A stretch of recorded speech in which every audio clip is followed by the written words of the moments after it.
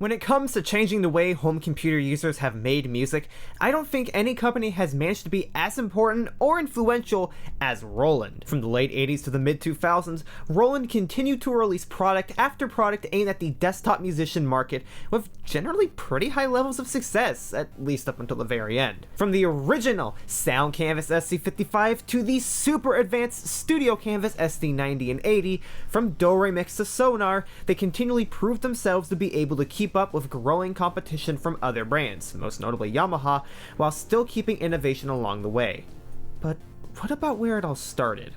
While I've previously covered most of Roland's extremely important Sound Canvas family here on Sound Profile, I've left out the machine that served kinda like a spiritual predecessor to them, and that all changes in this episode. Say hello to the Roland MT-32. Released in 1987 for $695 US, it was originally marketed as a low-end professional synthesizer to musicians on a budget, but quickly found itself as the centerpiece of many home computer music studios, most likely due to its relative affordability. Roland seemed happy to adopt the idea of being a computer music leader, selling kits in the US and Japan that gave users everything they needed to start making music themselves. As a result, the MT-32 became the synth of choice for musicians on a budget and game developers looking to embrace MIDI in its youth, and is effectively the synth that spawned off the entire desktop music trend that lasted from the late 80s to the early 2000s. And I mean, can you blame people for wanting this thing? With a stock library of 128 high quality sounds and an architecture heavily based off of the popular D50 at a little over a third of the cost, it was incredibly capable and stayed the de facto budget synth for home computer users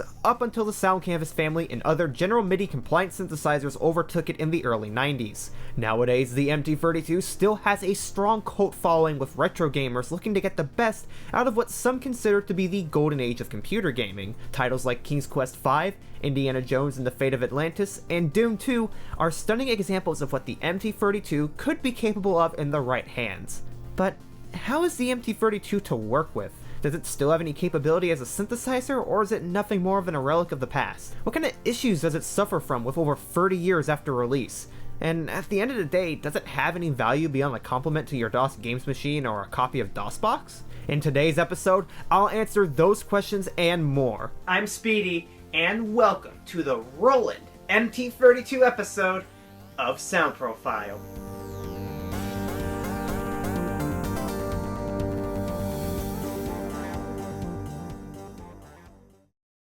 Let's start off with some specs, so we're all on an even level of understanding as to what the MT-32 can do. In this regard, it was actually quite impressive for 1987, including 9-part polytembrality over 9 MIDI channels on a single MIDI port, 32 voice polyphony, 128 stock instrument patches, 1 drum kit, multiple types of reverb, a cut-down LA synthesis sound engine based on the high-end D50, and stereo 15-bit 32 kHz audio output. Quite a nice selection of things for just shy of $700, and aesthetically speaking, the unit wasn't slacking there either. The MT-32 has a striking all-black color scheme, a light blue and gray only used to highlight important functions and proudly display the name of the module, with smooth finished hard plastic for the front panel and metal for the rest of the case, contrasted by the bright green 20-character LCD display. That said, the stuff you get on that front panel is quite simplistic compared to most any other module from the time and later, giving you only enough buttons to check what instrument each MIDI channel or part is playing, change the volume of individual parts, and change the overall volume of the unit. What's more exciting, however, is the back of the unit. Turning it over to that side reveals a variety of back things. You know, components typical of electronics computing equipment for the designated purpose of sound generation, including free MIDI ports, MIDI in, out, and through, left and right stereo audio output over 1/4-inch mono connectors, a power button for powering the power circuitry for power, and a power input for powering the power. Specifically, it's a center negative 9V DC 0.6 amp connector. And yes, that is center negative polarity, so make sure whatever power supply you buy or get with it is marked with the negative marking. Anyways, with all the crazy stuff going on with the technical side of things, you might be just as curious as I am to see what's on the inside of this thing, and thankfully, taking a look is quite easy. Just turn the unit over to its bottom, pop the 2 leftmost and 2 rightmost screws off, pull the top off, and you can take a look at what's hidden within. The MT-32 is surprisingly not that complicated on the inside, only consisting of a few very important parts: the CPU, the synthesis chips, the storage ROMs, the reverb unit, and the DAC. The first part we need to take a look at is the CPU. This is an Intel MCS 96 series CPU. Specifically, it's a P8098 clocked at 12 MHz, and it more or less serves as one half of the brains of the MT-32, and it was quite a common choice for the time. Next up is the other half of the brains, the 16.3 MHz LA32 MB8713-6A, or just the LA32. As the name implies, this is the chip responsible for the 32-voice polyphonic LA synthesis engine in the MT-32, and was used as the basis for a couple other Roland products after the MT-32 line, which I'll delve into later. This chip is also accompanied by a processor for reverb, which handles the MT-32's delightfully 80s sounding reverb. After that, there's the various ROMs on board, 1 MB of PCM data for synthesis, 2 32 KB control ROMs containing program and tone data, and finally, the DAC. This is a Burr Brown PCM 54HP, which technically provides 16-bit audio output, but due to some cost-saving measures in the hardware, it actually only outputs 15-bit audio on the earlier models. Actually, the internals here in general have a lot of cost-saving measures that undoubtedly impacted the overall quality of the unit. One of the most notable, and infamous, is the high amount of noise it generates whenever any sort of sound is played. In a busy mix, it's noticeable but not terrible, but in less complicated pieces of music, it can get pretty bad. We'll return to many of these things soon enough, but for now, let's just get the unit buttoned up and ready for use. Hooking everything up is fairly simple, only requiring a few cables, one going from your power adapter to the MT-32, two from the audio outputs to your audio interface or sound card, and one going from your MIDI interface's MIDI output to the MIDI input of your MT-32. That last one is particularly important to note, as many MT-32 titles make use of how programmable LA synthesis is, and programming it relies on messages that cheaper MIDI interfaces cannot transmit correctly. For a modern computer, this means using a brand name USB MIDI interface, as these ones are basically guaranteed to be built right. Examples include ones by M-Audio, Roland, and Yamaha, just to name a few. I can personally verify that my MIDI Sport 4x4 and various Roland UM interfaces all support these commands, and I've heard good things about Yamaha iConnectivity's and Motu's interfaces. I should note though that driver compatibility is something you'll have to consider when buying a USB MIDI interface. Newer operating systems may not be compatible with older interfaces due to a lack of available drivers. My MIDI Sport 4x4, for example, isn't supported by any OS after Windows 7, which is kind of a problem since I moved to a more recent MacBook recently, while my older Roland UMs work just fine as they're class compliant. They even work on macOS Mojave and Windows 10. Now, if you're using your MT-32 of a retro computer, then you need an expansion card capable of doing the same tasks as the old Roland MPU 401 interface kits, namely the ability to work in the 401's intelligent mode, which enabled some additional, more complex MIDI-related features that aren't supported in the UART or normal mode. In all fairness, a lot of games will run just fine in UART mode, but many also require intelligent mode, so if you don't have an MPU 401 with a related kit for hooking it up, and you're having issues getting games to work correctly, then you'll have to either seek out a compatible clone card from the time, or you could just get a modern clone, or you'll have to use Soft MPU, which provides a great level of compatibility without any of the costs of the hardware, assuming your retro rig is fast enough to handle the Soft MPU driver and other software at the same time. With everything all set up, all you need to do is boot the MT-32 up by clicking the switch on the back, and you're greeted by a cute little boot up screen before being thrust into the thick of it.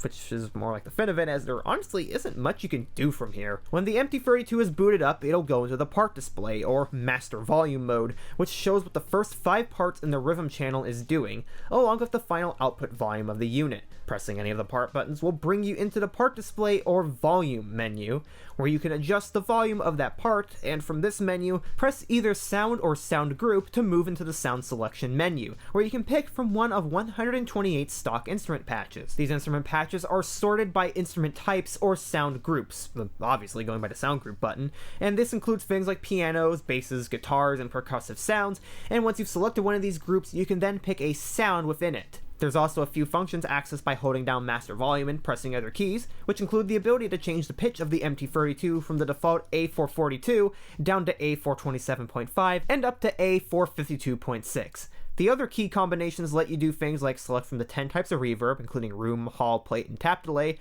reset the power up defaults, overflow assign to send excess notes to another MT-32 if you go over the 32 voice limit, and the ability to assign the MT-32's MIDI channels to 1 through 8. That last one can be useful as the MT-32 typically only receives note data on channels 2 through 9, with 9 being rhythm and 2 through 8 being everything else, which can be an issue with some older MIDI-capable keyboards that only broadcast data on channel 1. That said, basically every keyboard now should be capable of changing MIDI channels to whatever you need, so there's not much of a need to do this.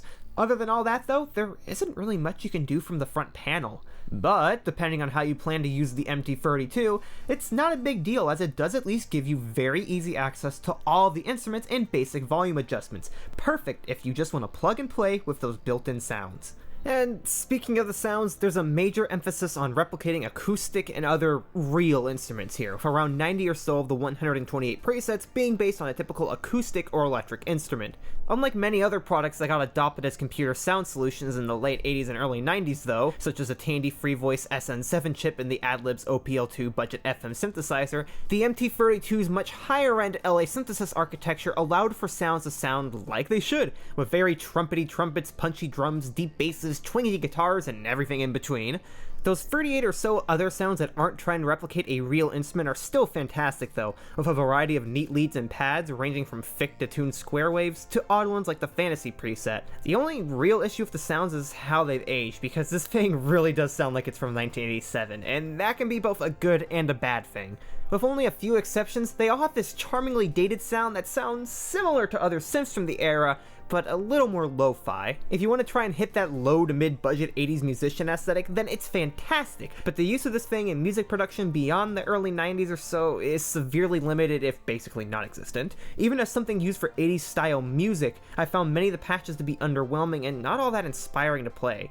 So it's a good thing you can make your own sounds. Much like many higher-end synthesizers of the time, and unlike most other units of a similar form factor and market, like the Sound Canvas and the Yamaha MU series, the MT-32 allowed users to create their own sounds within the constraints of its cut-down LA synthesis engine. It's more or less a combination of more typical subtractive synthesis methods with the more exotic, at the time, sample-based methods. A typical LA synthesis patch starts with one of two types of sounds: a synth sound, either a pulse or saw wave, or one of 128 PCM samples, like a guitar string being plucked or a piano key being pressed. These can then be run through a time envelope with attack, 2 decay, sustain, and release filters, along with pitch and filter envelopes with the same options. A combination of all of these is referred to as a partial, with a single patch capable of having 4 maximum split into 2 pairs of 2, with each pair capable of either outputting separately or performing ring modulation. There's also a variety of other tiny settings, like fine and coarse tuning, aftertouch responsivity,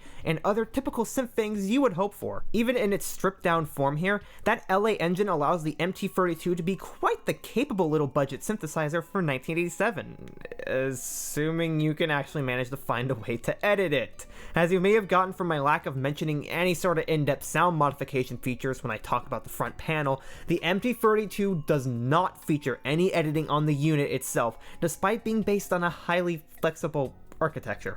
I'm guessing the reason for this was because the unit's low budget price didn't exactly give Roland the budget to slap a ton of buttons on alongside a large screen a la the D50, as users would instead be forced to work with a couple of buttons in the MT-32's 20-character LCD display. Alternately, it's possible that it's because the MT-32 doesn't feature battery-backed memory at all, so everything you do is lost after power off, making a software editor or MIDI data librarian essential. That poses another problem though, actually finding a software editor.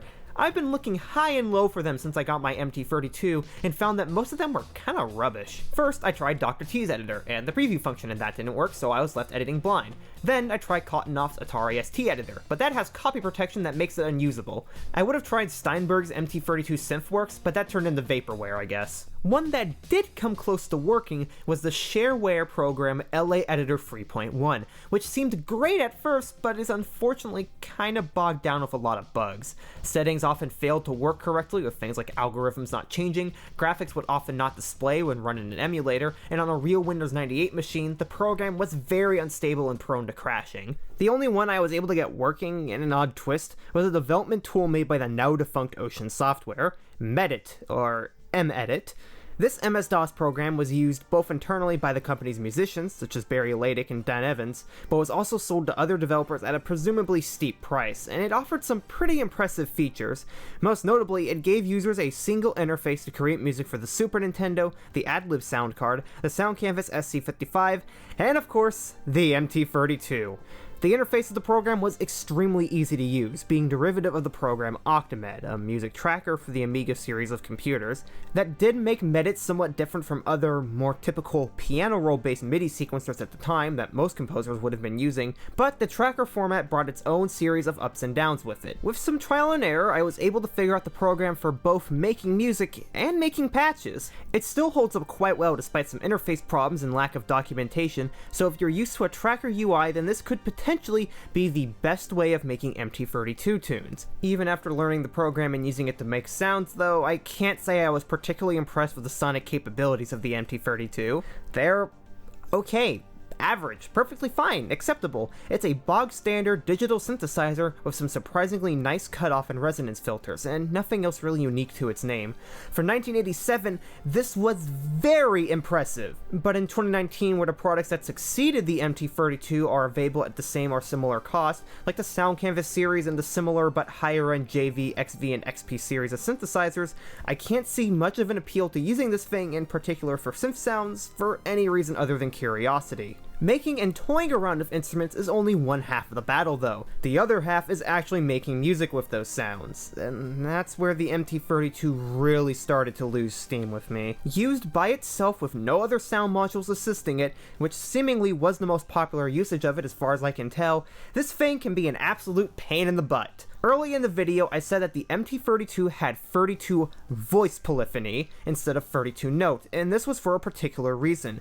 The MT-32 only has 32 voices, or partials of polyphony, which means that depending on the patches you use, you can have anywhere from 32 note polyphony, which is very unlikely, all the way down to a measly 8, which is unfortunately much more likely. Although a fair amount of the stock patches do only use 1 or 2 voices, many of the best ones use 3 to 4, which means you're going to run into polyphony issues more often than not. Being perfectly honest though, I have some pretty mixed feelings on the MT-32 stock instrument set.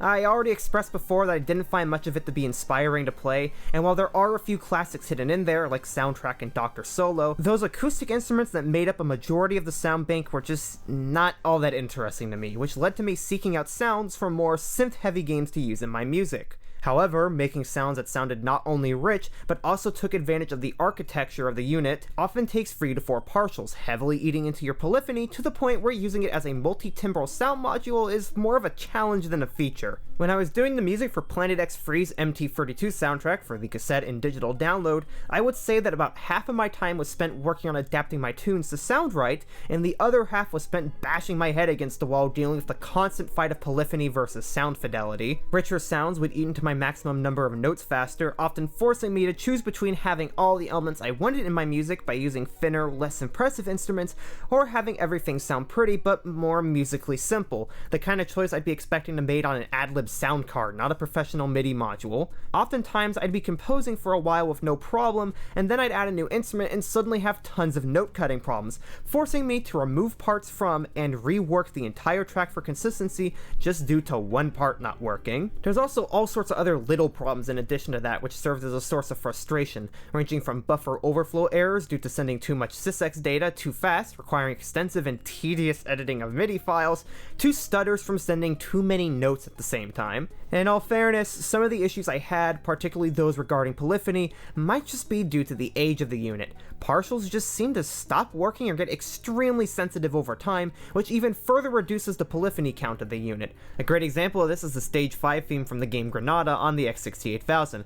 Listen to the Ice Rain instrument panned hard left and notice how it cuts out constantly.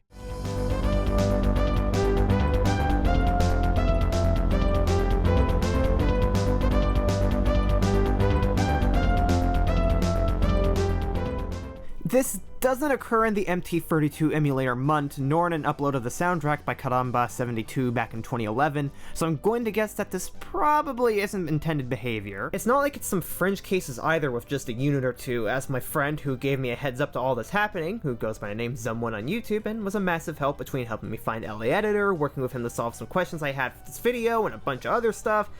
Anyways, both of the MT-32s he's used got worse over time, so it's not like the issue here is all that odd. He provided some examples of tracks from the game Monkey Island 2 on the unit he still owns. I won't show all of them here since I've already demonstrated a fair amount of stuff on this topic, but I will show one of them. Here, a chord is supposed to be playing on an organ instrument, but instead only a single note sounds.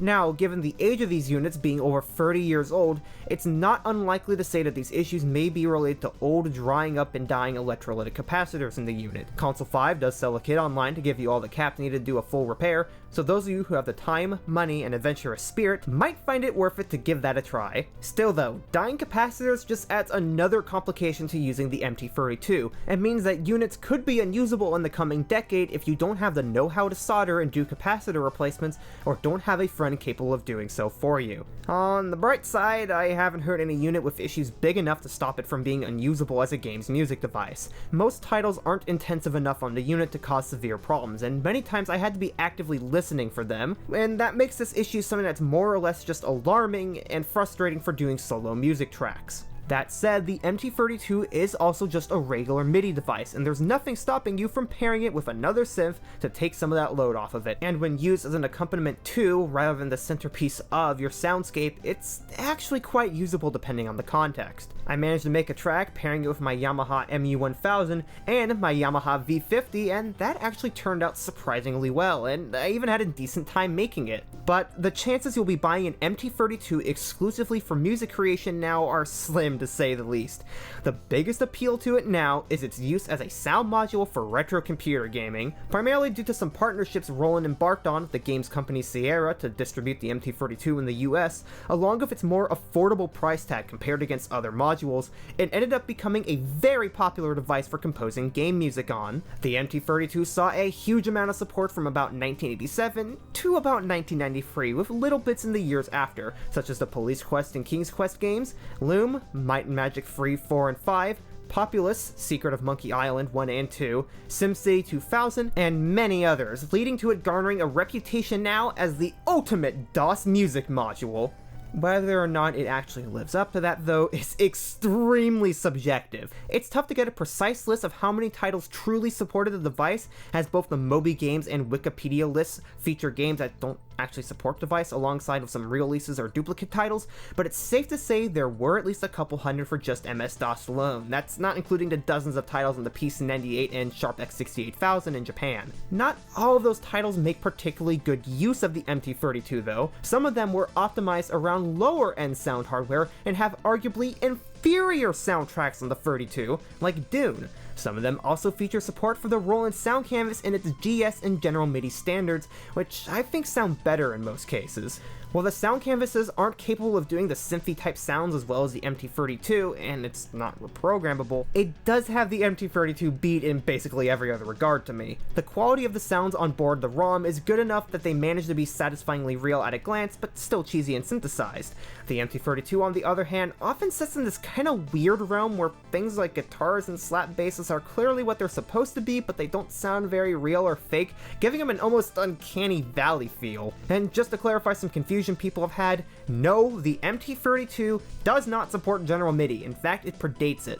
There are files out there to remap and change sounds on it, so it's close to GM compatible, such as the run that Roland made, but it doesn't sound very good.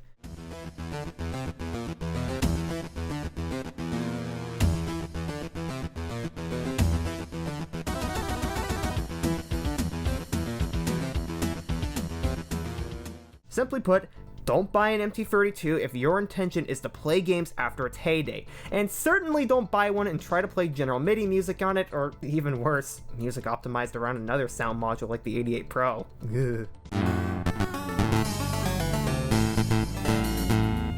With all that said, the MT-32 did receive a lot of support at the end of the day, and it's time to show off just what it can do. As per usual, there's a mixture of music from other composers and games, demos of individual sounds, and some original tunes, which should hopefully be more than enough to give you an idea of what you can expect from one of these things.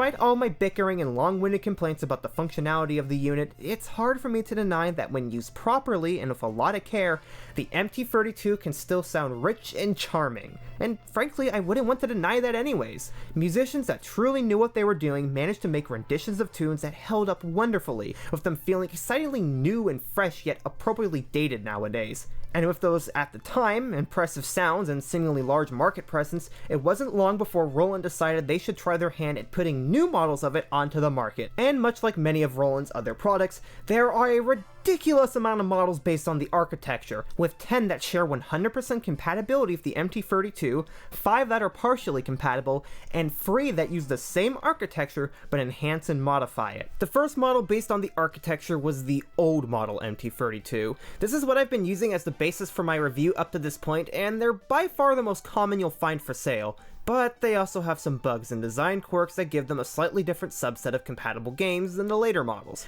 Keep in mind, however, that there's actually 2 old models, the Rev 00 and the Rev 01, differentiated by a marking on the motherboard. It's often said that there's no differences between the two, but this isn't completely true as far as I can tell. At least one game is affected by the minor internal differences between the two. TFX will not play correctly on a Rev 00 MT-32 as it was composed on an LAPCI expansion card. Besides the ROM differences that I'll get to in a bit, the difference on the synthesis end of things is that the cymbals don't cut correctly and the guitar behaves wrong. My friend's Rev 01, however, plays those parts just fine. Very bizarre.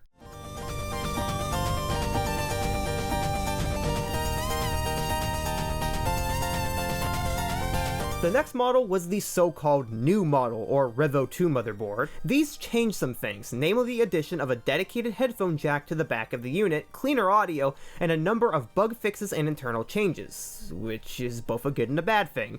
Some games like Dune 2 and many Sierra titles will sound a bit off due to these changes, but on the flip side, you may run into a lot of games that require this model or a later one. Many PC98 and X68000 computer games I tried were designed around something based on its architecture, so I ran into constant buffer overflow errors and other issues on my old model. Which sucks because those are the games I wanted to play the most, and I never knew about this beforehand. Later on, Roland used the architecture of the new model as the basis for the MT-100, which combined one of those with their PR-100 sequencer. I can't imagine many people are going to be using that thing though, as not only is the screen here ridiculously tiny, but it also uses the extinct Mitsumi quick disk format. These things can be tough to find, and they're very expensive compared to regular floppy disks, so there really isn't a practical benefit to buying an MT-100. The next model in the MT-32 lineup was a bit more of a drastic change though. Say hi to the Computer Music 32LA synthesizer. Or just the CM32L. While it's aesthetically less pleasing, lacking a screen and featuring a plastic beige shell typical for the time, it makes up for it by adding 2 new things: some better PCM sounds and sound effects. It seems a few sounds such as the piano and trumpet had their waves replaced, as demonstrated by the aforementioned TFX.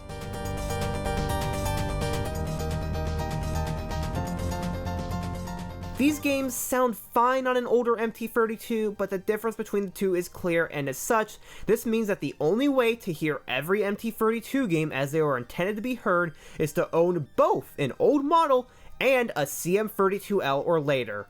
As for sound effects, 33 were added in with things like footsteps, wind, thunder, and many others. Quite a few games use the new features here, though it's debatable whether or not it's worth it considering the extra cost of buying one, as almost all the games will sound just fine with a regular MT-32, you just won't get the same sound effects. Alternately, if you want all the extra sounds but aren't a big fan of beige boxes, the CM32L served as the basis for the LAPCI expansion card, an ISA-based expansion for MS-DOS computers with all the same functionality and a way higher resale value. There was also the LAPCN in Japan, intended for use with the NEC PC98 line of computers, but these are just as hard to find as their IBM counterparts, and of course, they require a PC98 to use, limiting their use to a couple of games and some old school composition tools. At least they don't cost as much, I guess. The CM32L later got merged with the CM32P, effectively a lower quality computer-centric version of their sample-based U110 synth, into a single unit called the CM64. It's a great unit for music creation, but outside of that, it doesn't really have much of a purpose, as very few games games support it, most of which are on the Sharp X68000 as far as I know, and there aren't many tunes you can listen to that take advantage of the enhanced features. The final CM model was the CM500, which combined a CM64 with an SC55, and as far as I can tell, allows you to use them simultaneously, which is pretty awesome. Of course, you can also use them separately, effectively turning this thing into a combination between an MT-32, U-110, and SC55. It also typically costs more than buying all of them separately, completely defeating the point of owning one of them. The final product to be directly based on the MT-32 were the first generation of Roland's E-Series Arranger keyboards, the E5, 10, 20, and Pro E. All of these are full-on keyboard synths with varying levels of features, with anywhere from 37 to 61 keys, no speakers to stereo speakers, auto accompaniments, and other things you'd expect from a product of this caliber. However, they come with the caveat, at least judging by the MIDI implementation chart, that they don't support the typical custom instrument commands of the MT-32, rendering them useless for anything but their included sounds and advertised feature set. One exception to this is the RA50, a module version of the E20 that does support all the typical functions of an MT-32, which may make it interesting for some potential buyers. What will likely determine the model of MT-32 you get, though, is not going to be the additional features, but rather the pricing. Due to their reputation amongst DOS gamers, these things have crept up in price from sub $100 up to $200 frickin' dollars for either a working old or new model. It's even worse when you look at the more popular computer music devices, which range as low as $150 all the way up to $400.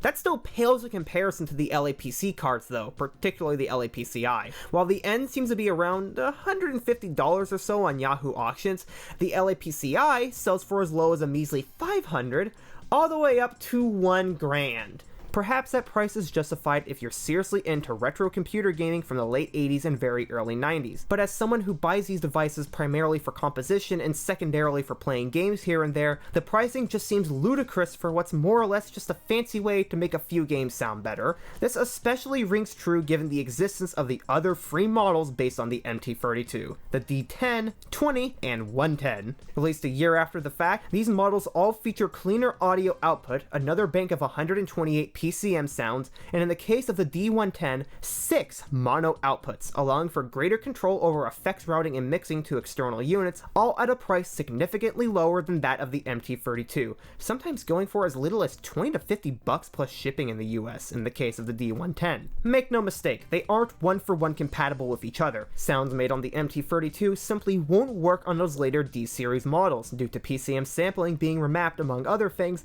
and obviously, sounds made on one of those won't work on an MT-32 for the same reason and because additional samples were added, which means that patches could potentially and most likely will use sounds that don't exist on the MT-32. But that only matters from a game's perspective. If you're a composer who's interested in the sounds of the MT-32, then there really isn't any reason to not just buy a D10, 20, or 110 instead. Besides all those hardware options, there's also the freeware emulator MUNT. I mentioned it earlier in this video, but it does a mostly quite admirable job at emulating the MT-32 with a stunning, if occasionally imperfect, level of accuracy. It does require the use of copyrighted ROM files though, but considering Roland's bouts of incompetency regarding copyright, I don't think that's going to be much of an issue for anybody nowadays. If you are just a gamer though, then the MT-32 may offer up exactly what you're looking for depending on how you plan to use it and how fond you are of its sounds. For titles that were designed with it in mind over any other sound system, then it can sound fantastic. There just isn't anything quite like how it synthesizes an endearingly retro orchestra or plays some lush and riveting synth leads, which makes it really quite exciting to hear. At the same time though, a lot of titles were designed with it as an afterthought or had equal effort put into every other device supported. A great example of that is Dune 2. Don't get me wrong, I absolutely love how it sounds on an MT-32, but at the same time, the Adlib and Sound Canvas soundtracks are equally great, especially the Sound Canvas one. And this goes for many other titles such as Zeliard and TFX, and even games for Japanese home computers. Games like Detana Twin Bee and Granada on the X68000 hold up just as well, if not better, in their FM plus PCM forms due to how unique and timeless FM sounds are compared to the attempts at realistic sounds the MT-32 has, but doesn't really succeed at all that well.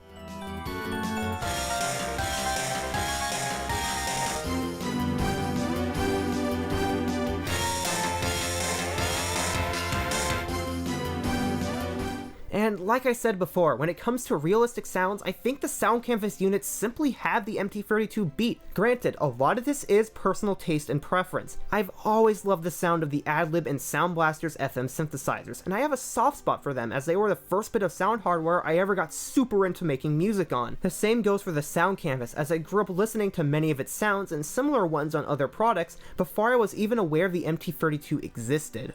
A large part of that is just because I wasn't around for the time when this thing was new, so what you hear from me is coming from the unbiased perspective of someone who has played retro games since they were young and loves them, but wasn't young when they were new, so I don't really have a nostalgic attachment or any childhood fantasies relating to fawning over an MT-32. In that regard, it stands as a testament to the quality of the device that I even have the level of respect that I do. Despite my troubles working with it, my gripes about how inflated its prices are and how few games exist that I'm personally interested in that actually use the darn thing that I got unless I want to shell out more money for a CM32L, I can also respect it for its historical importance, the nostalgic possibilities it brings to many people, and the many games that did support it and used it in amazing ways. I can also respect the MT-32 for the sounds it brought for a somewhat budgeted price at the time, what it did for the music industry as a whole, and how it managed to kick off an amazing legacy, but the odd bugs and quirks, the compatibility problems, and the high price. With those in mind, I think musicians would be best served purchasing another synth from the time or one of the later D models, and retro gamers should consider just exactly what they're going to play and whether or not the flaws of the unit make that hefty price tag truly worth it.